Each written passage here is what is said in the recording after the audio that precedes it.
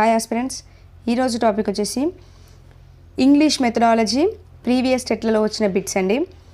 So చాలామంది comment చేశారు English methodology కూడా కంటిన్యూ చేయండి అని చెప్పేసి. సో ఇప్పుడు చాలా తక్కువ టైం ఉంది, ఇంగ్లీష్ మెథడాలజీ టోటల్గా కంప్లీట్ చేయడం కుదరదు. సో దీనికోసం మనం మెయిన్గా ఫోకస్ చేయాల్సింది ఏంటి అంటే, ఇప్పటివరకు ఎవరైనా ఇంగ్లీష్ మెథడాలజీ చదవకపోయినా అండ్ ఇంగ్లీష్ మెథడాలజీ పైన గ్రిప్ లేకపోయినా ఏం ప్రాబ్లం లేదండి.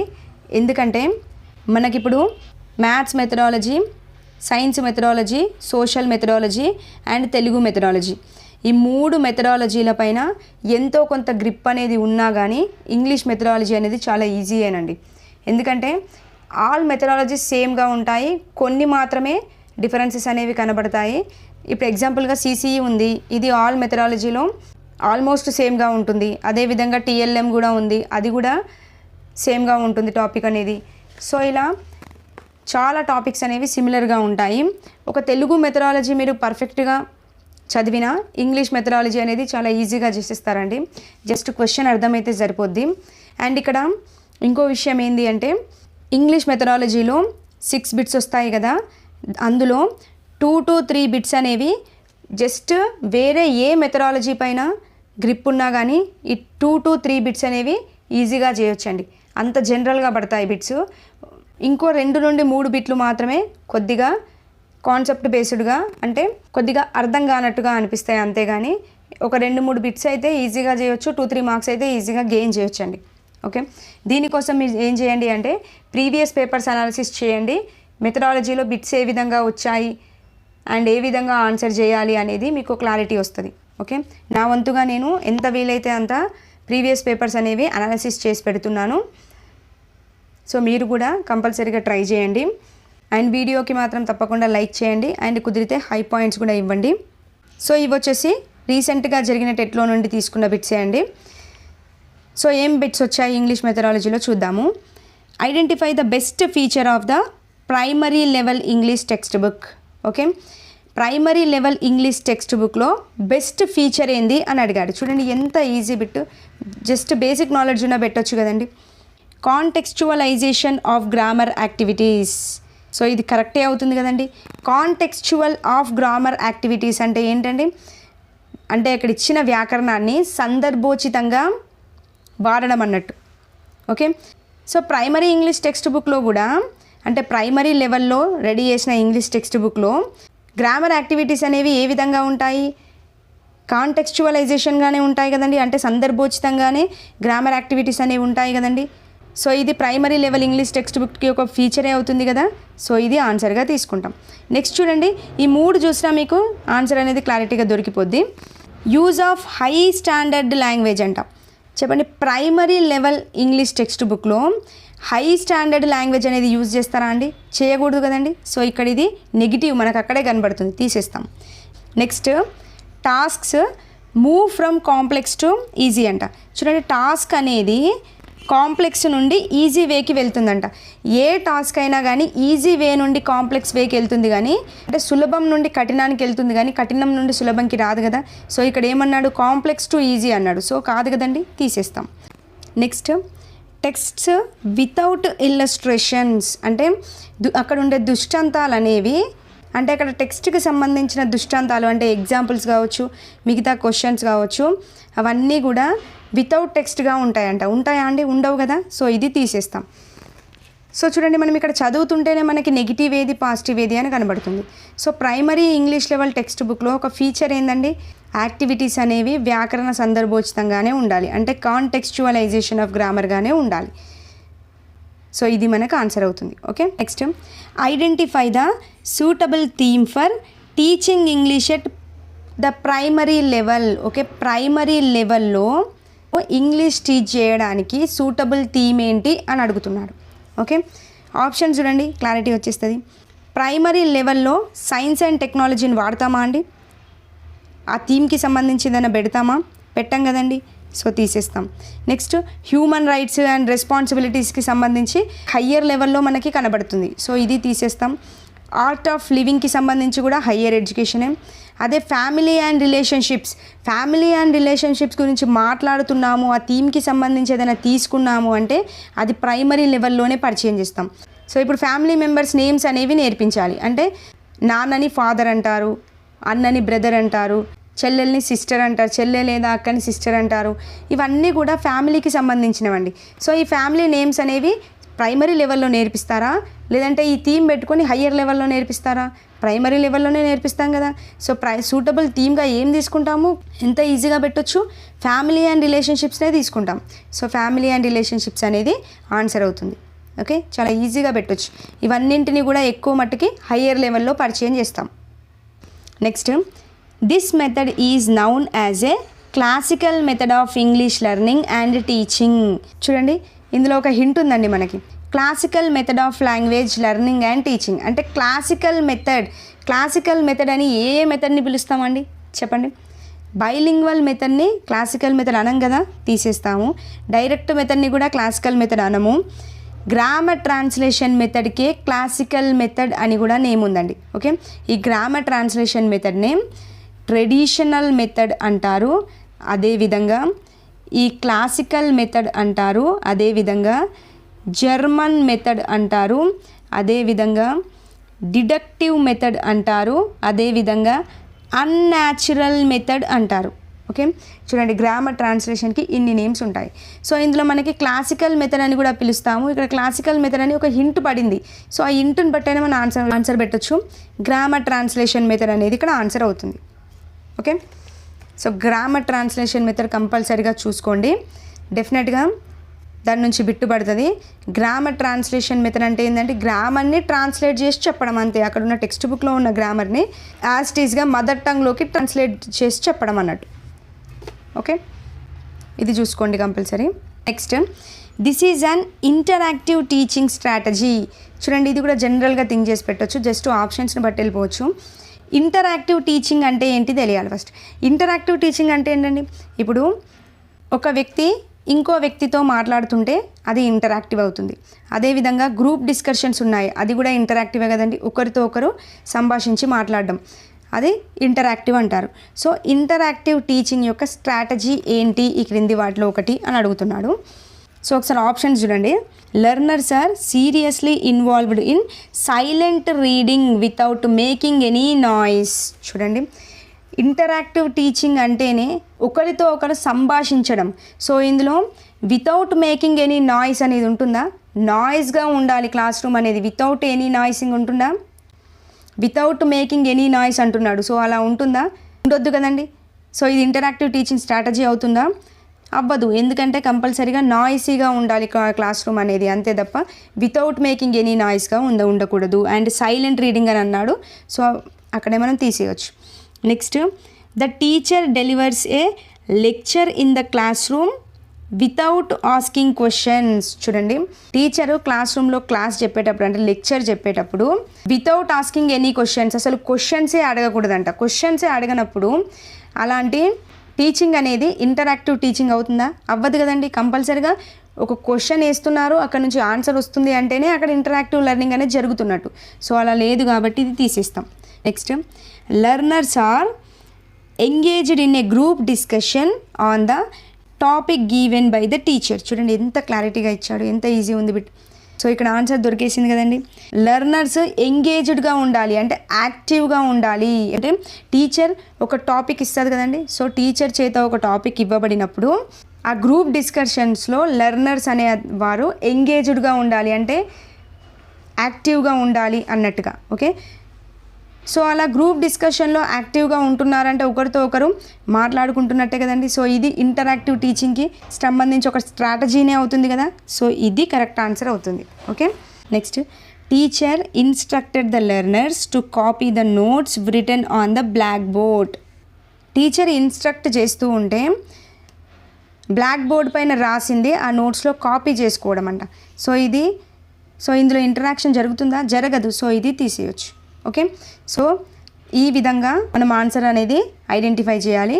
ఫస్ట్లో వితౌట్ మేకింగ్ ఎనీ నాయిస్ అన్నాడు కాబట్టి నాయిస్గా ఉండాలి అంటే ఒకరితో ఒకరు ఇంటరాక్షన్ ఉండాలి. సో అది తీసేస్తాము. నెక్స్ట్, వితౌట్ ఎనీ క్వశ్చన్స్ అన్నాడు కాబట్టి క్వశ్చనింగ్ లేకపోతే ఇంటరాక్టివ్ లెర్నింగ్ జరగదు, టీచింగ్ జరగదు. సో అది తీసేస్తాం.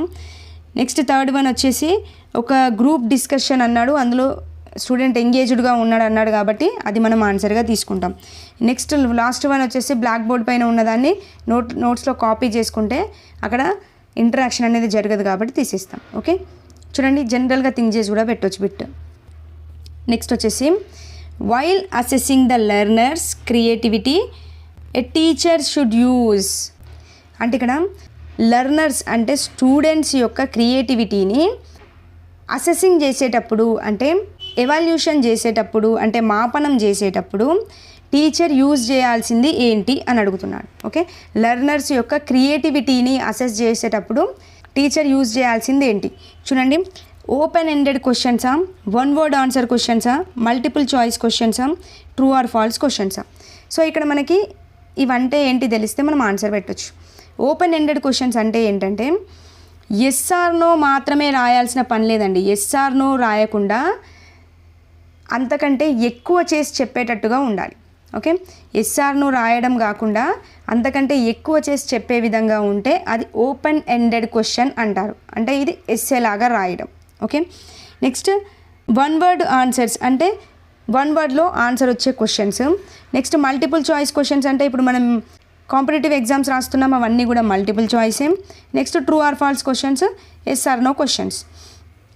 సో చూడండి, ఇప్పుడు లెర్నర్స్ యొక్క క్రియేటివిటీని బయటికి తీయాలి అంటే ఏ క్వశ్చన్ వేయాలండి చెప్పండి? ఓపెన్ ఎండెడ్ క్వశ్చన్ వేయాలి కదండి. ఎందుకు ఓపెన్ ఎండెడ్ క్వశ్చన్ అంటే ఎస్ ఆర్ నో చెప్పడం కాదు, ఇచ్చిన దాన్ని ఎస్ఏ లాగా రాయాలి. అంటే ఎస్ఏ లాగా రాస్తున్నామంటే క్రియేటివిటీతో థింక్ చేసి రాస్తాడు. ఓకే, సో అలా రాయడానికి యూజ్ అయ్యేది ఓపెన్ ఎండెడ్ క్వశ్చన్ మాత్రమే. దీని ద్వారా క్రియేటివిటీ అనేది బయటకు వస్తుంది. వన్ వర్డ్ ఆన్సర్ క్వశ్చన్స్ రాస్తే అందులో క్రియేటివిటీ ఉంటుందా? ఉండదు కదండి, తీసేస్తాం. మల్టిపుల్ చాయిస్లో క్రియేటివిటీ యూజ్ చేస్తామా? చేయము. అక్కడ ఉన్న దాంట్లోనే ఆన్సర్ ఉంటుంది కాబట్టి డైరెక్ట్గా పెట్టేస్తాం. నెక్స్ట్ ట్రూ ఆర్ ఫాల్స్లో అక్కడే ఎస్ ఆర్ నో ఉంటుంది కాబట్టి చెప్పేస్తాం. ఇది క్రియేటివిటీకి సంబంధించింది కాదు. ఓకే, ఇదండి దీని క్వశ్చన్కి answer. Next bit, identify the classroom activity for developing listening and speaking among the learners. చూడండి, క్లాస్ రూమ్ యాక్టివిటీలో లిజనింగ్ అండ్ స్పీకింగ్ స్కిల్స్ని డెవలప్ చేసేది ఏది అని అడుగుతున్నాడు. ఓకే, లిజనింగ్ అండ్ స్పీకింగ్ అంటే లిజనింగ్ అంటే ఏంటి? వినడము, మాట్లాడడాన్ని డెవలప్ చేసే క్లాస్ రూమ్ యాక్టివిటీ ఏది అని అడుగుతున్నాడు. సో ఇది కూడా ఈజీ బిట్టే కదండి. చూడండి, ఫస్ట్ది asking the learners to write a story. So చిల్డ్రన్కి ఒక స్టోరీ రాయమని చెప్తున్నారంట. ఒక స్టోరీ రాయమని అడిగితే అక్కడ స్టోరీ రాస్తున్నాడు, రాస్తే అక్కడ రైటింగ్ స్కిల్స్ అనేవి ఇంప్రూవ్ అవుతాయి తప్ప లిజనింగ్ స్పీకింగ్ అనేది ఇంప్రూవ్ అవుతుందా? అవ్వదు. సో ఇది తీసేస్తాం. Next engaging the learners in role play. చూడండి, రోల్ ప్లే అంటే ఏంటండి? అంటే ఒక డ్రామా వేయడం. ఓకే, సో ఒక రోల్ ప్లే చేస్తున్నాము అంటే అక్కడ మనం మాట్లాడతాం. సో స్పీకింగ్ మాట్లాడతాం అండ్ ఎదుటివారు మాట్లాడేదాన్ని విని మన రోల్ ప్లేని మనం చేస్తుంటాం. సో అక్కడ లిజనింగ్ వింటున్నాం కూడా కదండి. సో ఈ రోల్ ప్లేలో వింటాము అండ్ మాట్లాడతాము. లిజనింగ్ అండ్ స్పీకింగ్ రెండు డెవలప్ అవుతుంటాయి. సో రోల్ ప్లే అనేది మనకి ఇక్కడ ఆన్సర్ అవుతుంది. నెక్స్ట్ చూడండి, copying the text into the నోట్బుక్స్లో టెక్స్ట్ని కాపీ చేయడం అంట. సో అలా కాపీ చేయడం ద్వారా రైటింగ్ స్కిల్సే కదా ఇంప్రూవ్ అయ్యాయి. సో ఇది కాదు. Next making the learners to read the lesson silently. చూడండి, లెసన్ని సైలెంట్గా రీడ్ చేసే విధంగా రెడీ చేయడం అంట. లెసన్ని సైలెంట్గా రీడ్ చేస్తే స్పీకింగ్, లిజనింగ్ అనేవి ఇంప్రూవ్ అవుతాయా? డెవలప్ అవ్వవు. సో ఇది తీసేస్తాం. ఓకే, ఈజీగా ఐడెంటిఫై చేసి పెట్టవచ్చు. సెకండ్ వన్ అనేది ఆన్సర్. నెక్స్ట్ వచ్చేసి in India the English language education was officially introduced through this initiative. చూడండి, ఇండియాలో ఇంగ్లీష్ లాంగ్వేజ్ ఎడ్యుకేషన్ అనేది అఫీషియల్గా ఎప్పుడు ఇంట్రడ్యూస్ అయ్యింది అని అడుగుతున్నాడు. ఓకే, చెప్పండి, ఏ కమిటీ ద్వారా ఇంట్రడ్యూస్ అయ్యిందండి ఇంగ్లీష్ అనేది? చెప్పండి. 1835లో మనకి లార్డ్ మెకాలే అధ్యక్షతన విలియం బెంటింగ్ ఏం చేశాడండి? విలియం బెంటింగ్ ఒక కమిటీని నియమించడం జరిగింది. అదే లార్డ్ మెకాలే కమిటీ. ఈ కమిటీ సిఫారసు మేరకే 1835లో మనకి ఆంగ్ల భాషని ప్రవేశపెట్టడం జరిగింది. సో ఏ committee? Lord Macaulay committee. So Macaulay minute 1835 అనేది ఆన్సర్ అవుతుంది. ఓకే, సో విలియం బెంటింగ్ ఇచ్చినా అదే ఆన్సర్ పెట్టొచ్చు. సో ఇక్కడ వుడ్స్ కాదు, హంటర్ కాదు, ఇండియన్ యూనివర్సిటీ యాక్ట్ కూడా కాదు. ఓకే, నెక్స్ట్ చూడండి, ఇది చాలా ఇంపార్టెంట్ కాన్సెప్ట్ ఓరియంటెడ్ బిట్. ఇది ఫస్ట్ క్వశ్చన్ని క్లారిటీగా అర్థం చేసుకోండి. ఇన్ ఇంగ్లీష్లో a simple statement which begins with a noun followed by auxiliary verb becomes a question when the two words are reversed. అర్థమైందా అండి క్వశ్చన్? ఇంగ్లీష్లో మనకు సింపుల్ స్టేట్మెంట్ ఉంటుంది. ఆ సింపుల్ స్టేట్మెంట్లో నౌన్ అనేది యాక్సిలరీ వర్బ్ని ఫాలో అవుతుందండి. ఓకే, సో ఇన్ కేస్ ఈ నౌన్ని యాక్సిలరీ వర్బ్ని ప్లేసెస్ అనేవి రివర్స్ చేసి పెడితే అది క్వశ్చన్ లాగా మారుతుంది. సో ఈ ఫీచర్ అనేది దేనికి సంబంధించింది అని అడిగాడు. ఎగ్జాంపుల్గా ఇప్పుడు చూడండి, ఇక్కడ రాణి ఈజ్ ప్లేయింగ్ చెస్ అండి. ఓకే, సో ఇక్కడ నౌన్ ఏదండి? Noun followed by auxiliary verb అన్నాడు కదా. సో నౌన్ ఏది? రాణి అనేది నౌన్ అవుతుంది. ఈజ్ అనేది auxiliary verb, means helping verb. Okay, auxiliary వర్బ్నే హెల్పింగ్ వర్బ్ అంటారు. సో ఇది ఏంటండి? సింపుల్ స్టేట్మెంట్, అంతే కదా. ఇప్పుడు ఇది సింపుల్ స్టేట్మెంట్లో సబ్జెక్ట్, వర్బ్, ఆబ్జెక్ట్ ఉంటుంది. సో సబ్జెక్ట్ అనేది నౌన్ కావచ్చు, లేదంటే ప్రనౌన్ కావచ్చు. సో ఇక్కడ నౌన్ అవుతుంది, రాణి అనేది, ఈజ్ అనేది హెల్పింగ్ వర్బ్ అవుతుంది. ఇది సింపుల్ స్టేట్మెంట్. సో ఇక్కడ టూ వర్డ్స్ ఆర్ రివర్స్ చేయమంటున్నాడు. దేన్ని? హెల్పింగ్ వర్బ్ని, నౌన్ని రివర్స్ చేసి రాస్తే ఏమవుతుంది? ఈజ్ రాణి ప్లేయింగ్ చెస్ అవుతుంది. ఓకే, అంటే ఇప్పుడు హెల్పింగ్ వర్బ్ ముందుకు వచ్చింది, రాణి అనేది నౌన్ కదా, నౌన్ అనేది నెక్స్ట్ వచ్చింది. సో ప్లేయింగ్ చెస్ అని రాసాం కాబట్టి ఇది క్వశ్చన్ అవుతుంది కదండి. ఈజ్ రాణి ప్లేయింగ్ చెస్ అంటాం. రాణి ఈజ్ ప్లేయింగ్ చెస్ అంటే రాణి చెస్ ఆడుతూ ఉంది. ఈజ్ రాణి ప్లేయింగ్ చెస్ అంటే రాణి చెస్ ఆడుతుందా అని అడుగుతాం, అంటే ఇది క్వశ్చన్ అవుతుంది. సో ఇలా క్వశ్చన్గా మారింది కదా సింపుల్ సెంటెన్స్ అనేది. అక్కడ వర్డ్స్ని చేంజ్ చేసినప్పుడు ఏమైంది? క్వశ్చన్గా మారింది. అంటే ఇలా ఇక్కడ ఉన్న పదాల ద్వారా మనం అనంతమైన వాక్యాలను సృష్టించవచ్చండి. ఇలా సృష్టిస్తే దాన్ని ఏమంటాము అంటే, తెలుగులో మనకి భాషా లక్షణాలు ఉంటాయి. భాషకి ద్వివిధ నిర్మాణం అనే లక్షణం ఉంది అని చెప్తాం. ఇప్పుడు ఇది ఏమని చెప్పొచ్చు? భాషకి ద్వివిధ నిర్మాణం అనే లక్షణం ఉంటుంది అని చెప్పొచ్చు. సో అంటే డ్యూయాలిటీ. సో చూడండి, language exhibits duality of structure అంటే లాంగ్వేజ్కి డ్యూయాలిటీ అనేది ఉంది అని చెప్పాలి. ఓకే, సో ఇక్కడ ఇచ్చింది నార్మల్ స్టేట్మెంట్, దాన్ని క్వశ్చన్గా మార్చి రాసాం. అలా మార్చి రాస్తే అది భాషకి డ్యూయాలిటీ ఉంది అని అర్థం అండి. నెక్స్ట్ ఉన్న ఆప్షన్స్ కూడా చూద్దాము. సో ఇది ఆన్సర్ అవుతుంది. First language is a arbitrary అని ఉంది. సో ఆర్బిట్రరీ అంటే ఏంటి అంటే, లాంగ్వేజ్కి నో రూల్స్ అండి. సో రూల్స్ అనేవే ఉండవు. బట్ ఇక్కడ మనకు రూల్ ఉంది కదా, ఫస్ట్ నౌను తర్వాత హెల్పింగ్ వర్బ్ వచ్చింది. బట్ ఇక్కడ రూల్స్ అనేవే ఉండవు. రూల్స్ అనేవి లేకుండా క్వశ్చన్ అనేది కనబడితే అది లాంగ్వేజ్ ఈజ్ ఏ ఆర్బిట్రరీ అని పెట్టాలి. Next language is extendible. చూడండి, ఎక్స్టెండిబుల్ కూడా కాదు, ఎక్స్టెండిబుల్ అంటే విస్తరించదగినది. ఒక లాంగ్వేజ్ అనేది విస్తరించదగినదిగా ఉంటుంది అనేది ఎక్స్టెండిబుల్ అనేది. నెక్స్ట్ లాంగ్వేజ్ ట్రాన్స్మిట్స్ కల్చర్ అంటే లాంగ్వేజ్ అనేది ఒక తరం నుంచి మరొక తరానికి ప్రసరిస్తుంది అని చెప్తాం. ఓకే, ఇది లాంగ్వేజ్ ఈజ్ ట్రాన్స్మిట్స్ కల్చర్ అని చెప్పాలి. ఓకే, సో ఇక్కడ ద్వివిధ నిర్మాణంగా ఉంటుంది లాంగ్వేజ్ కాబట్టి ఇక్కడ ఇచ్చిన క్వశ్చన్ ప్రకారం so language exhibits duality of structure అనేది ఆన్సర్ అవుతుంది. ఓకే.